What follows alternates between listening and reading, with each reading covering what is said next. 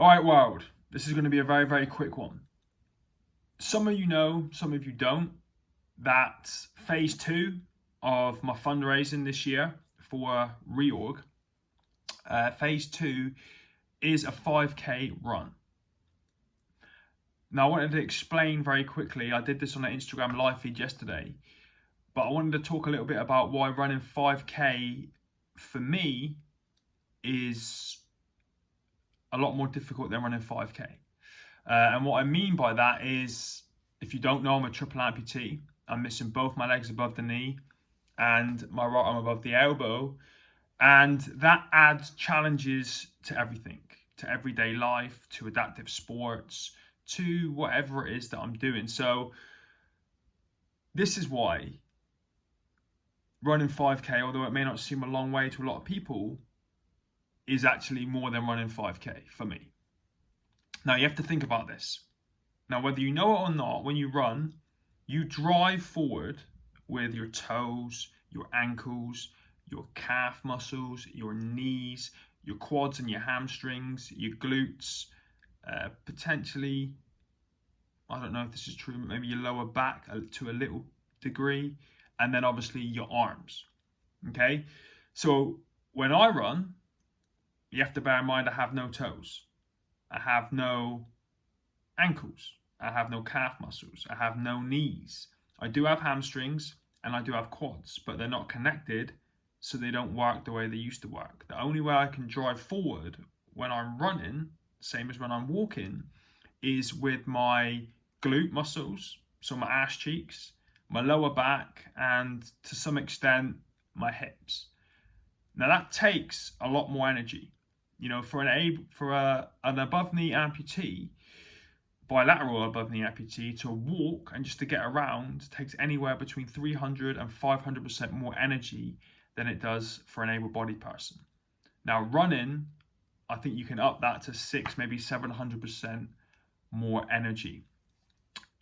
Add into that equation the fact that I don't have two arms to drive with, and I have no idea what the energy expenditure ratio actually is. But I just wanted to show you quickly what I mean, and kind of, I think, just justify to myself why 5K, although it isn't that difficult for some people, is quite challenging for me. Okay, so you have to watch as I'm walking and understand that I don't have any knees.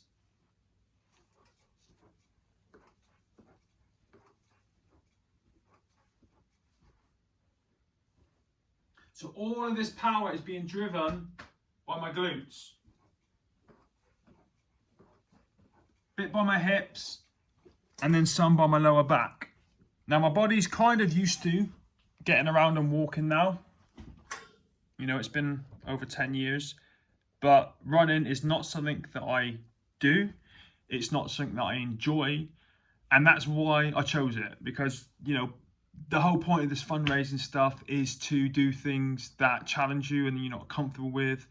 And to an extent, I think it's good to be something that you don't actually enjoy doing, you know, because it's going to push you a little bit mentally and physically. So that was all it was. Very, very quick. Just wanted to explain, I think, to make myself feel better more than anything, why I'm only doing 5K. This is just the, you know, number 2, phase 2 in a whole series of events we're going to be doing. But I just wanted to explain that having no toes, feet, ankles, knees, no working quads, no working hamstrings, and only one arm to drive with is going to make this 5K quite challenging. And there's a whole other aspect as well. I'm going to finish up now, but, you know, you have to be very careful as well when you're running. You have to watch the road, check the camber, check for potholes. Even, like, you know, I tripped over a crisp packet once and then he took my teeth out when I was running. So it's mentally taxing and it's physically taxing. But we're going to start training next week. We've selected a location. It's a nice 1.2 mile radius, local in the area. Actually, it's in a park that I used to hang around in when I was growing up. So I'm going to go down with Ben Wadham.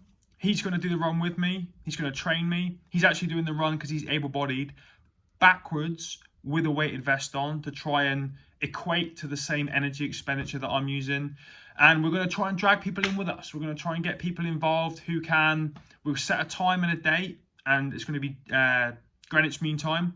And then people all over the world, if they want to, can join in if it's not 2 o'clock in the morning where they live, and do a 5k run as well, and just help try and boost this fundraising target up. But we need to hit 5k fast. So check out the fundraising page if you want to get involved. Let us know, put a comment below this video. We would love to have you guys along for the ride. Now it's time to get training.